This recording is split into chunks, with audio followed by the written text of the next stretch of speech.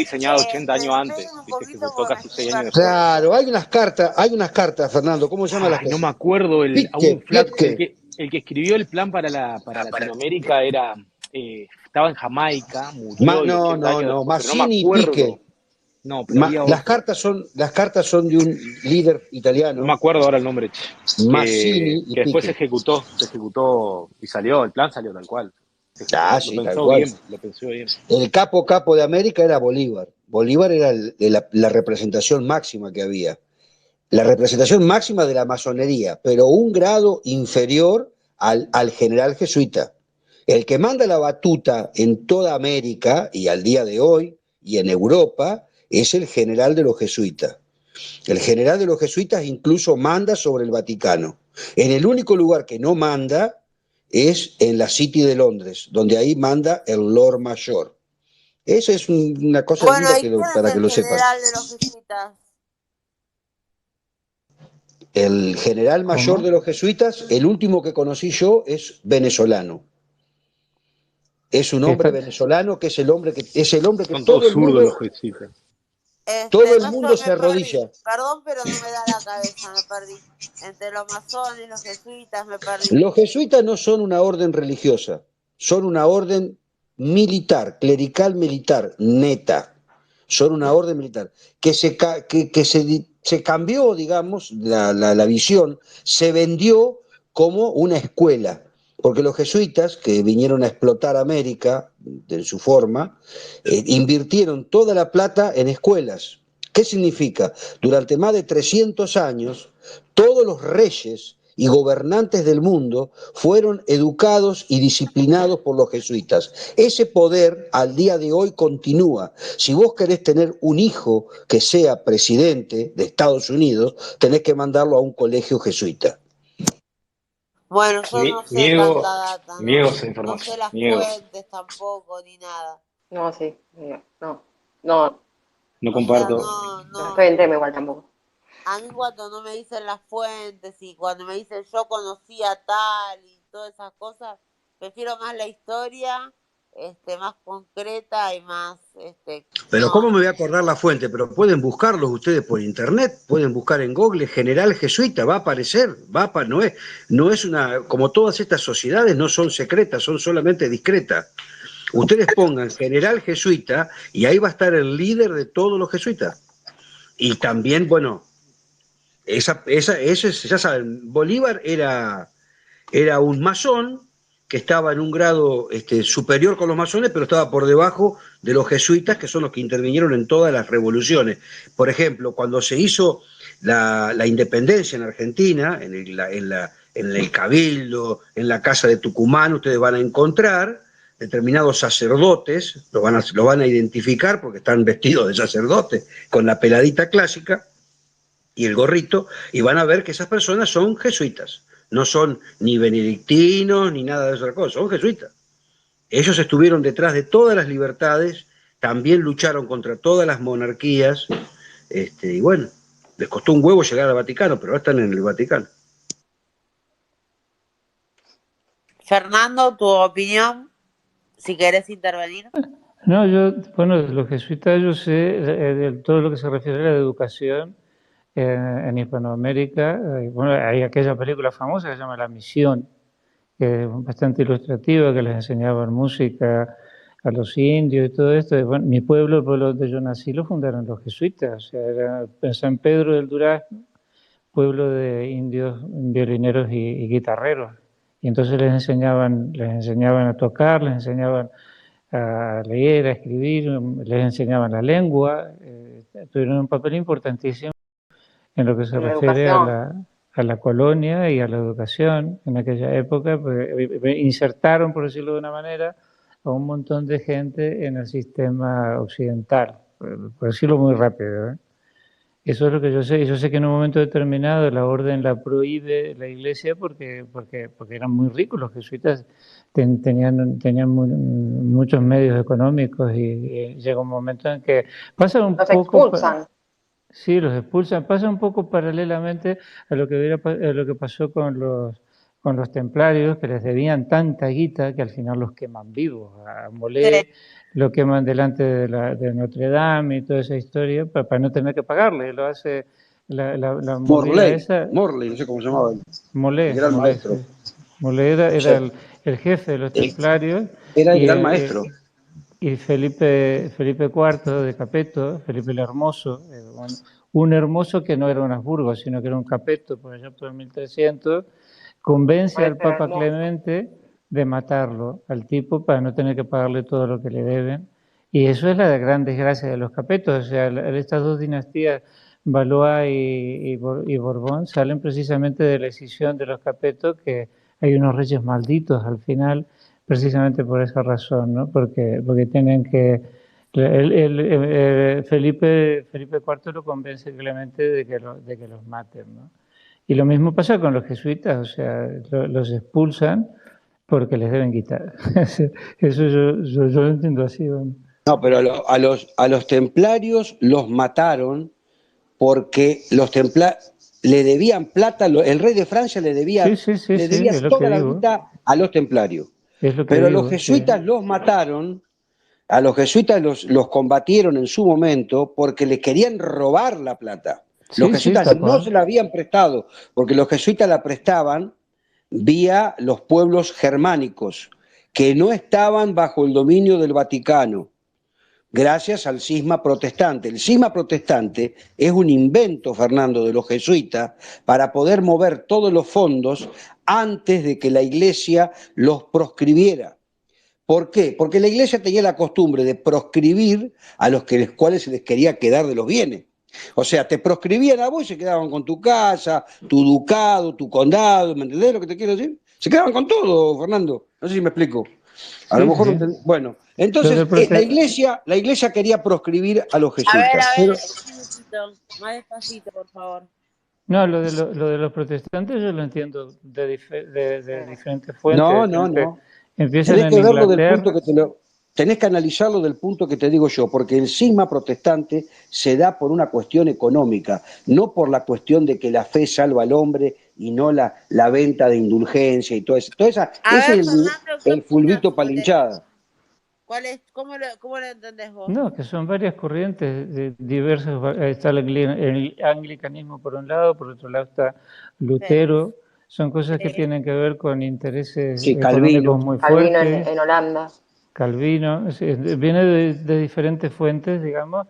Algunas son por razones de sucesión, como en el caso de Enrique VIII, algunas otras son por cuestiones puramente económicas, y también hay toda una movida que, bueno, dicen que, por ejemplo, que el luteranismo es una cosa que nace de una reacción muy fuerte en contra de la Iglesia Católica, y por culpa Exactamente. de los papas Medici, que se pasaban un montón porque vendían cachos de cielo a la gente y cosas de ese tipo, ¿no? Sí.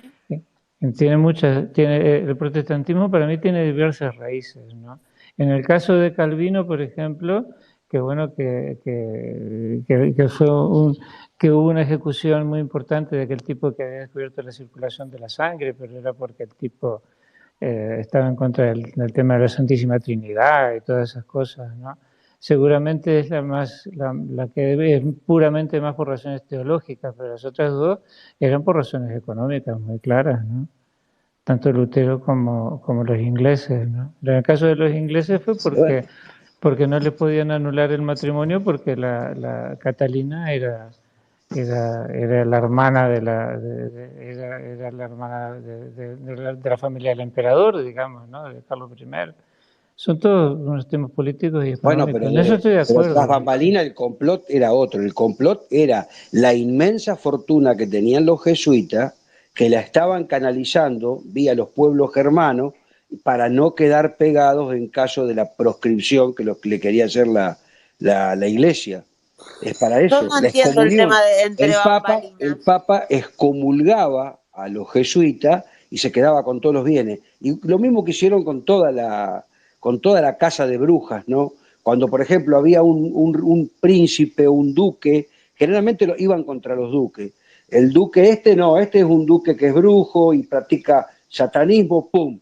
Le cortaban la cabeza al duque y lo quemaban vivo y se quedaban con todos los bienes. Entonces, estos, ¿cómo se llama? Los jesuitas, generaron el cisma protestante para salvaguardar la inmensa fortuna. Costó millones de vidas salvar la fortuna de los jesuitas. Millones y millones de vidas. Pero ellos lo lograron. ¿Por qué? Porque los jesuitas tenían la primer corporación multinacional. Los jesuitas se constituyeron como la primer multinacional del mundo.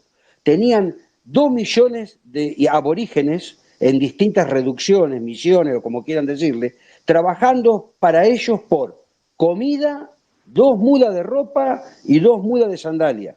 Los educaban, es cierto, educación.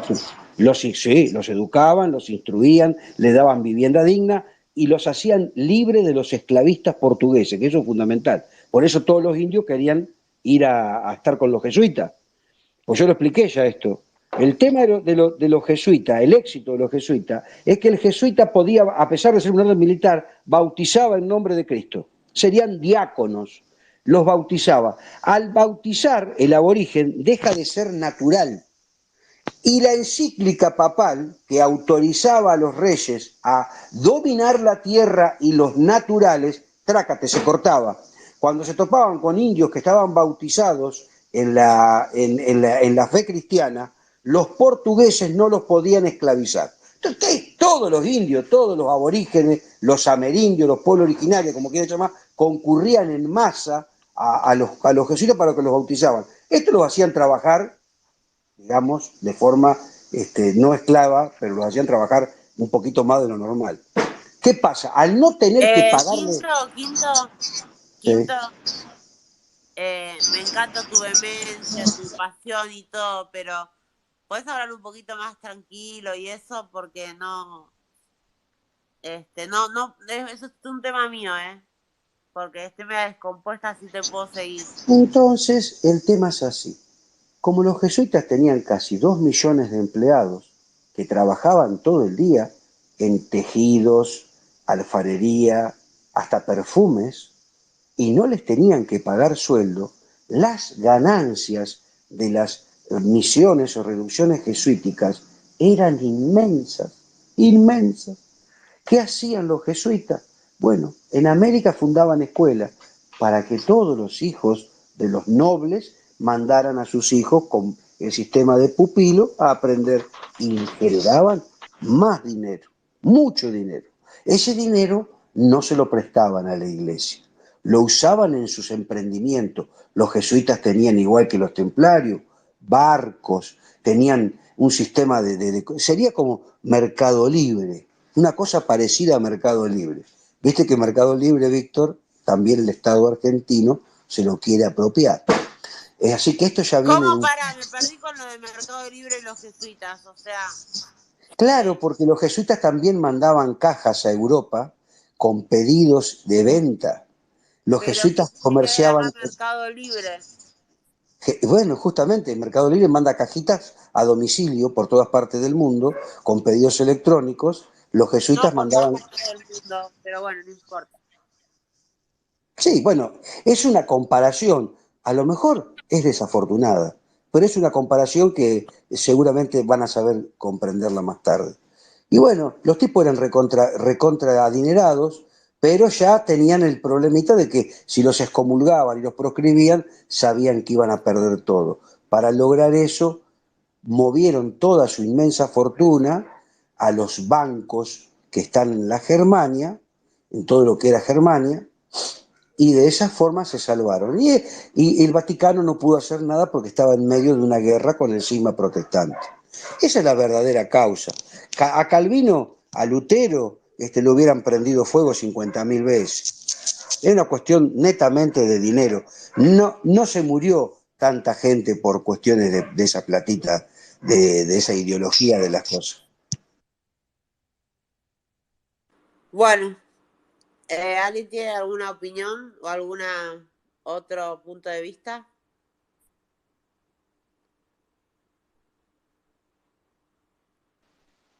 Yo no sé.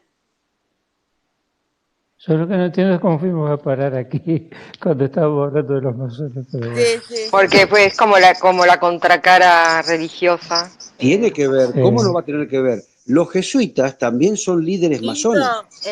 Me estoy No siempre. agotando un No poco siempre, no siempre. mentalmente. Perdón. No, pues no, la verdad que no, no. De hecho, Artigas fue un jesuita no masón y fue uno de los... Artigas era franciscano. ¿Era franciscano? Sí, sí. Ah, pensé que era jesuita, estaba re segura, ¿eh? No. Es una cosa que se ha dicho mucho, pero el padre era aragonés y Yo tengo mi duda, ¿eh? era franciscano Artigas, seguro. Ah, bueno, si dice Fernando que sabe mucho de historia, yo estaba Sí, reconvencida lo que dice, era si lo dice jesuita. él, lo voy a tomar en cuenta, pero Y de la verdad hecho, es la que educación, que era súper buena, la de Artigas, había sido en manos de los jesuitas. Pero bueno, un datazo nuevo, pero re nuevo, ¿eh? un jesuita puede ser masón, un Sí, sí, musulmán puede ser masón, sí, un pero no era el judío caso puede ser no era el masón. caso de Artigas, había tipo, Claro. ni de Güemes, ponele. Para la masonería las personas no valen, ni por su color de piel, ni su credo, religión, no valen, valen por sí mismas. Para la masonería, cuando se acepta un integrante, ese integrante vale por sí mismo y por el padrino que lo lleva, ¿no? Puede ser de cualquier religión, de cualquier raza. La masonería, digamos, que es de las primeras asociaciones realmente evolucionadas de la humanidad. Porque hoy estamos viendo, viste, todo de la igualdad y Sí, todo pero eso. no deja de ser interesante que tanto Güemes como Artigas, o sea, no sé, otro líder así como que le veo como un paralelismo es Manuel Rodríguez en Chile, pero, o sea, que no, tampoco fue masón, entonces, o sea, no es fácil también plantarse a una revolución cuando vos ya tenés todo armado y con un apoyo, eh, donde sabemos que también es súper inclusivo el tema de pertenecer a un grupo, ¿no? Eran de los terciarios franciscanos que habían impartido por los padres franciscanos del convento de San Bernardino, Artigas. Qué interesante. La verdad que es muy interesante el tema. Me he perdido un Sí, poco. pero había una parte de la familia que eran laicos. Es muy una cosa curiosa lo que pasa con Artigas, porque en realidad él se puso siempre de parte de la gente más pobre, de la gente que andaba por la campaña de medio perdido, incluso de los charrúas, porque los charrúas Sí, habían pactado digamos, con el gobierno de aquella época para luchar en la guerra de independencia. Y él, digamos, estaba como en el medio entre blancos y colorados, los blancos de Aparicio y los colorados de Fructuoso, por ejemplo, y al final Fructuoso, el primo de Fructuoso, terminó quemando a los charrúas ahí en Salsipuedes. Pero era un tipo bueno, que fracasó muy fuerte en todo su ideario. Estaba muy mal visto el pobre Artigas. sí, pero por suerte la historia lo acomodó. Sí, después la historia lo restituye. También es porque cuando se forma una identidad nacional se necesitan iconos, ¿no? Y Artigas le iba muy bien. Sí, pero hasta hace 30 años era Rondó. O sea, la figura de Artigas se empieza a recuperar como más tarde, mucho más tarde. Es Sí, como Güemes, es como la figura de Güemes. Eran dos indeseables, digo, sí, la sí. verdad que eran dos indeseables, y la verdad es que no eran indeseables, eran incómodos. Eso de Güemes sí, ahí lo tengo bastante claro, más claro. Y estoy Chicos, como muy la de acuerdo. masonería y los jesuitas hoy manejan todos los servicios de inteligencia del mundo. También eso es una Bueno, cosa muy eso ya no lo interesante. sé. Sí, sí, eso ya es más actual, ¿no? Pero es real. No sé. Ahí ya me fui muy lejos. Me quedo con la historia. Los jesuitas estaban todos muy enojados con los reyes. Si los de las colonias americanas, los jesuitas fueron expulsados de toda América, varias y en repetidas veces. Pueden buscar en Google jesuitas expulsados de América. No, sí, Así que, sabía eso, yo también. claro, por Sí, eso eso ellos sí lo sabía. complotaron contra las monarquías usando la estructura de la masonería. La estructura de la masonería fue utilizada para complotar contra los reyes. Y complotar contra los reyes significa complotar contra los títulos de propiedad. Nosotros cuando decimos los títulos de la nobleza, no son títulos de la nobleza, no son títulos de propiedad. Los señores nobles tenían un título que le daba propiedad sobre determinada tierra. ¿Y por qué ocurre eso? Porque la iglesia le dio a los reyes la potestad de la tierra en su nombre y los reyes la adjudicaban indistintamente y a gusto y placer. Entonces todo eso fue algo que la humanidad no podía seguir soportando. A ver, una Porque, curiosidad, Antonio, ¿vos por qué sabes tanto de historia y sabes tanto de tantas cosas así históricas y todo eso? ¿Puedo contestar? Que a mí me estudiaste, enseñaron eso. Porque le gusta Bueno, leer, Antonio. No, no me Y gusta leer, a mí me enseñaron eso. Yo aprendí sobre esas cosas. pero ¿quién te enseñó? ¿Cuál es tu base, tu escuela? Si te ganas de contarnos. Los maestros que tuve. Pero qué maestro, yo también tuve a mi maestra Sara que me enseñó un montón de cosas, pero qué sé yo, qué corriente, qué estudiaste de escuela, estudiaste la en Argentina, autodidaxis. en escuela pública, estudiaste después por tu lado, en alguna facultad, No, yo independiente. cuando era chico, yo vivía en el campo y tenía gente que me enseñaba a mí. Eso se impartía en colegios que uno aprendía que eran de los irlandeses. Mi abuela era irlandesa y me dieron una educación como la que le daban a los irlandeses en las colonias. Bueno, eso es interesante, no es que saliste de un huevo, estás diciendo que tenés una educación irlandesa Primaria, sí, claro, y secundaria exactamente. y terciaria, lo que sea. Ibas a un monasterio y te daban el pupilaje, eras pupilo. Estaban en toda Argentina, en todo el noroeste argentino, desde Varadero hasta Venado Tuerto. ¿Vos fuiste Porque pupilo? ¿Cómo, querida? ¿Fuiste pupilo? ¿Fuiste pupilo al colegio vos? Perdón. Si fuiste al colegio pupilo. Primario, sí. Después la secundaria le hice donde yo vivía, en la secundaria común. Te daban una educación religiosa, te enseñaban algo de teología, te explicaban todas estas cosas de los reyes y todo eso. Los irlandeses lo tienen muy en cuenta, ellos tienen sus ¿Y problemas también. saliste alguna vez de esa fuente y buscaste otra que no sea religiosa? No, nunca. Porque yo Bueno. una vez que terminé de estudiar no agarré nunca más un libro. ¿Qué me está diciendo? Estuve trabajando hasta ahora. No, Yo no, no es para hice lo que tenía cansarte, que es hacer para en mi saber. época, nada más. Es Pero para saber. estas cosas las puede saber cualquiera. Porque no ¿Cómo? son cosas, estas cosas las puede saber cualquiera, porque no Bueno, son yo no la cosas sabía, secretas. por ejemplo, todo lo que me estás diciendo. Bueno, está bien, pero cada uno pone interés en lo que, y foco en lo que quiere y en lo que le gusta y en lo que, digo, es un poco así. Andy, ¿Cómo andan, chicos?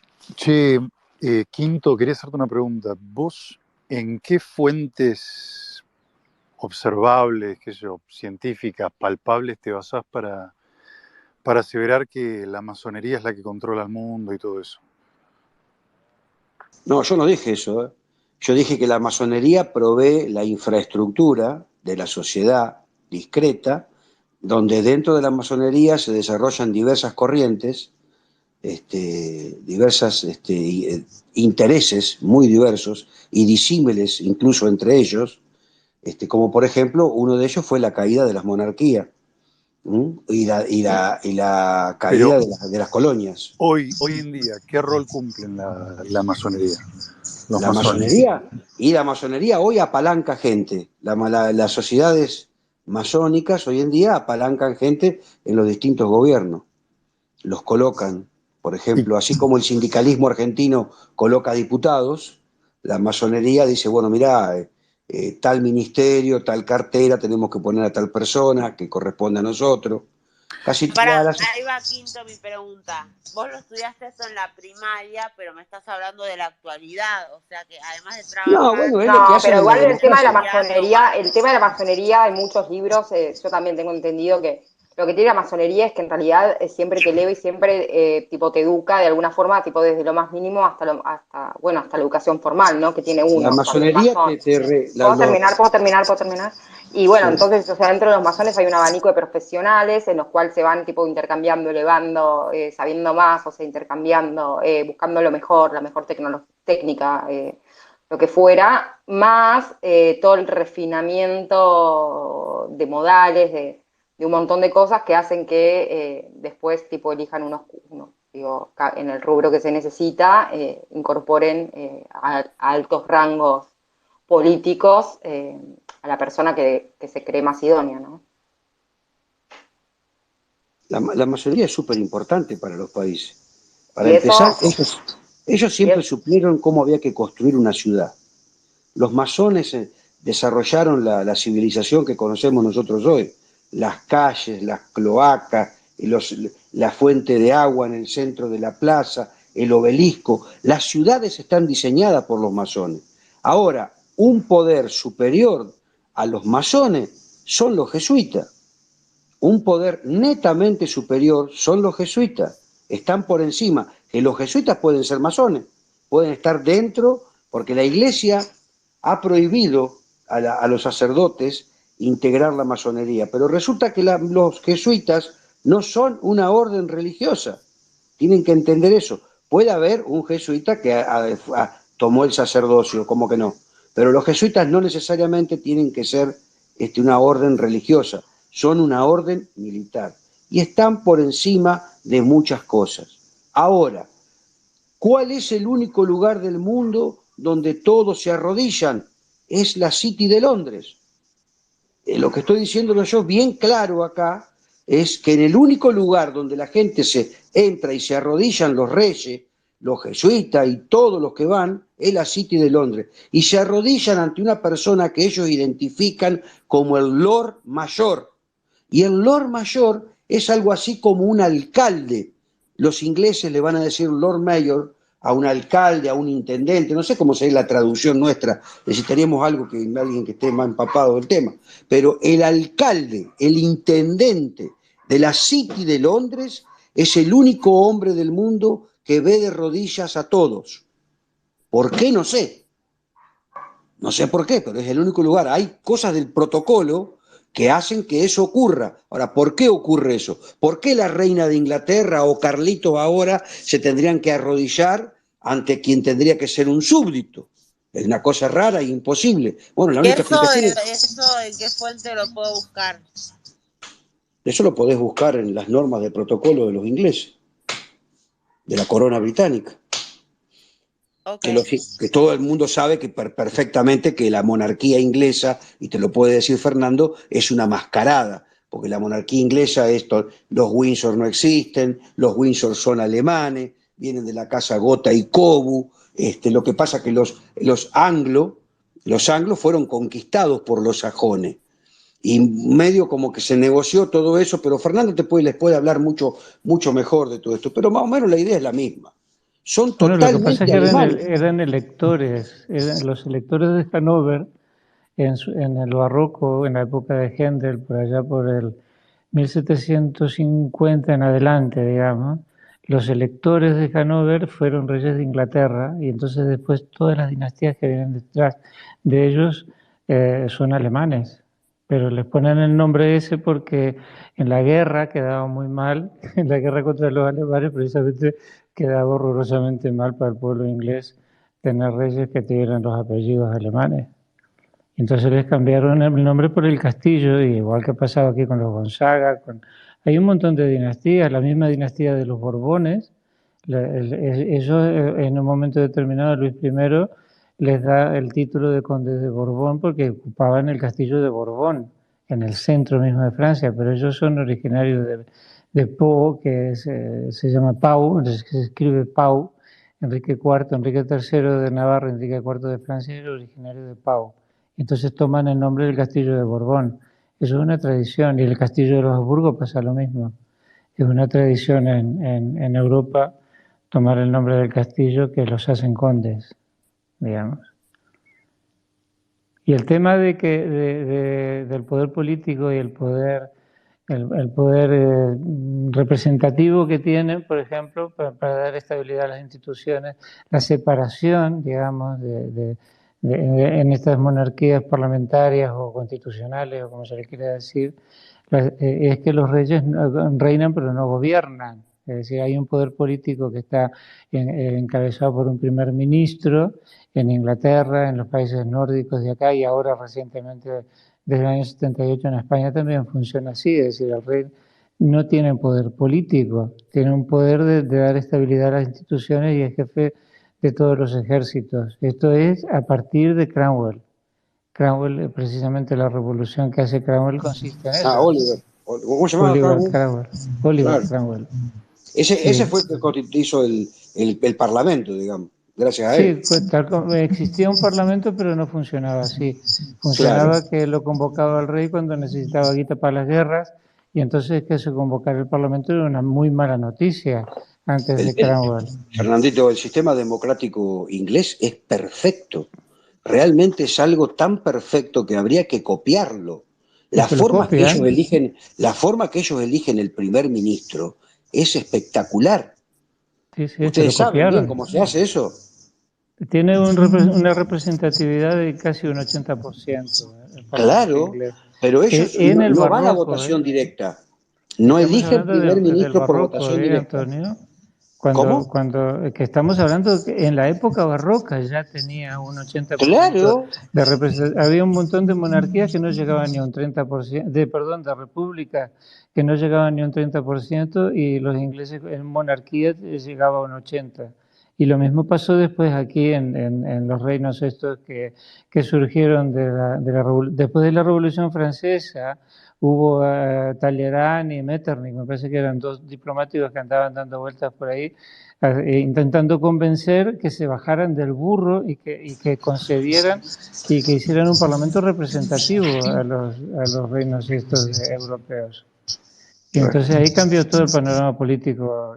El panorama político europeo cambió totalmente después de Cromwell, digamos, y antes que la Revolución Francesa. Y con la Revolución Francesa lo que se abolió totalmente fue el absolutismo. Pero la primera propuesta... Pero eso era otra cosa, el absolutismo era que el rey impartía justicia. El rey impartía totalmente, hacía lo que él quería. Entonces eso fue algo que también había que combatir. En la Revolución, antes hablábamos de los periodos de la Revolución Francesa. En el primer periodo, la propuesta que le hacen a Luis XVI no es hacer una república, es hacer una monarquía representativa, una monarquía compromisaria. Precisamente. Eso sí, lo sé, lo estudié. El tipo les dice que sí y después se les se iba escapando para Viena para pedirle apoyo al emperador, que era el cuñado, y lo enganchan en la frontera. Pero porque era un imbécil el pobre hombre. O sea, si él hubiera cumplido con lo que pactó con los revolucionarios, ahora en Francia habría... Claro, pero no cumplió, los traicionó. En aquella época huir era un reconocimiento implícito de culpabilidad. Entonces lo agarran y pasa todo lo que pasa. Pero la idea era esa, hacer una monarquía compromisaria, un compromiso entre la corona y la gente, digamos. No sé si va por ahí la pelota, pero se me ocurrió eso cuando preguntaron. No, bueno, pero estamos hablando de la masonería. La masonería, viste, que yo siempre digo, debe existir antes de Babilonia, mucho antes. Porque los albañiles y los constructores en esa época eran contratados para el diseño y desarrollo de planos de fortificaciones y murallas. Ustedes cuando ven una muralla se piensa que es una pared, pero no, la pared tiene una tecnología muy grande. Una pared y una muralla. Claro, pero entonces eso, ¿quién lo construía? Lo construía gente altamente especializada. ¿Y por qué tenía que ser tan discreto el constructor? Porque el constructor de la muralla es el que sabe dónde está la debilidad de la muralla. Bueno, pero eso sí. Entonces eran constructores que prestaban servicio a diversos reyes, pero ellos nunca informaban o tenían que quedarse muy en secreto para no ser extorsionados por el otro rey que le diga, ¿cómo destruyo esta muralla? Ellos sabían dónde había que hacer el socavón. ¿Escucharon la palabra? Fernando, explicarle lo que... Sí, Bueno, se entiende perfectamente qué significa la palabra, Quinto. Acá lo que hay cuando cae el Imperio Romano en Occidente es un bajón tremendo en construcción en piedra. Prácticamente desaparece, y entonces los que empiezan otra vez a hacer obra civil en piedra son precisamente a los masones a órdenes de los templarios. Estamos hablando de 1200 por ahí en adelante. Y entonces se empieza a reconstruir un poco todo el panorama urbanístico europeo. De alguna manera se empieza a distribuir la construcción. En Francia, por ejemplo, no había prácticamente, antes de que vuelvan los templarios, había muy poca construcción en piedra, y todo eso lo hacen los masones.